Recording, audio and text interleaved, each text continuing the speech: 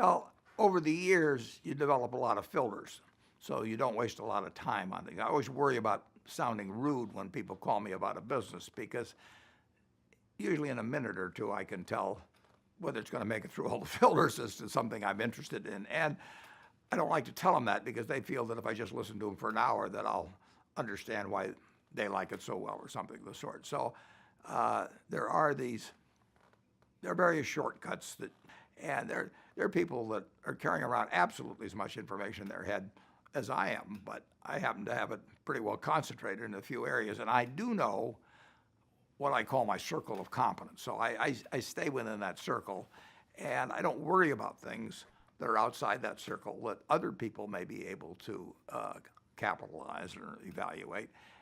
It doesn't bother me that other people have skills that I don't have. I like things quiet.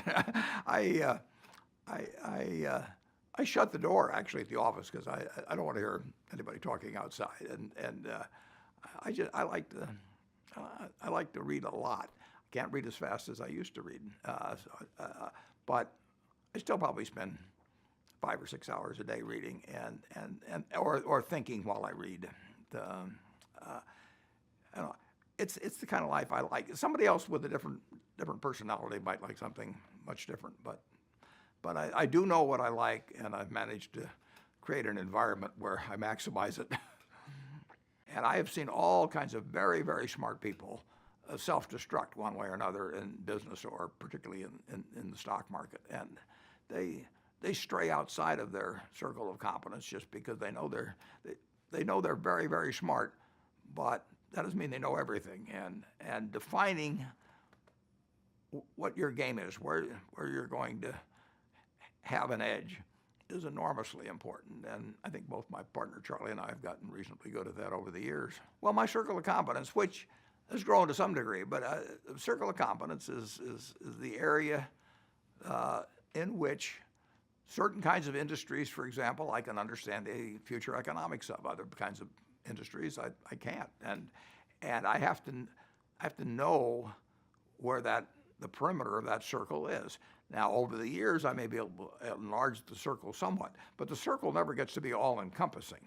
And Tom Watson Sr., who built IBM, said, "I'm no genius, but I'm smart in spots, and I stay around those spots."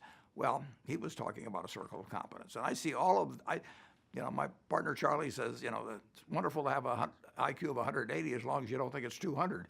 And I have seen all kinds of very, very smart people self-destruct one way or another in business or particularly in the stock market. And they stray outside of their circle of competence.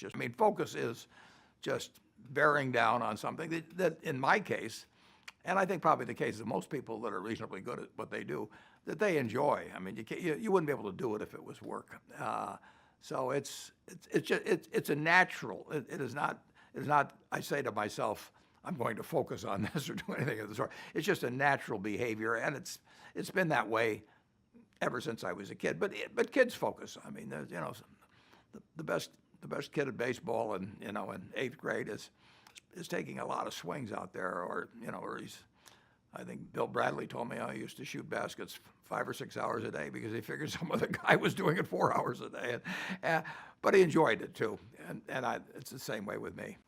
I think it was about 1992 that shortly after I met Bill Gates, I was out at with his parents, and they had some other guests, and Bill's dad asked each of us, and there were probably 20 or so, to write down on a piece of paper one word that would best describe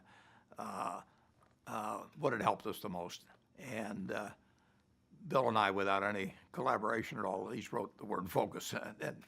And I would say my partner Charlie Munger is an extreme example of focus. But that's why Tiger Woods hit 10,000 putts too, or Roger Federer's. but spending 3 or 4 hours a day hitting a golf ball, or some pianist has been spending 5 hours a day practicing. Focus is just bearing down on something that in my case, and I think probably the case of most people that are reasonably good at what they do, that they enjoy.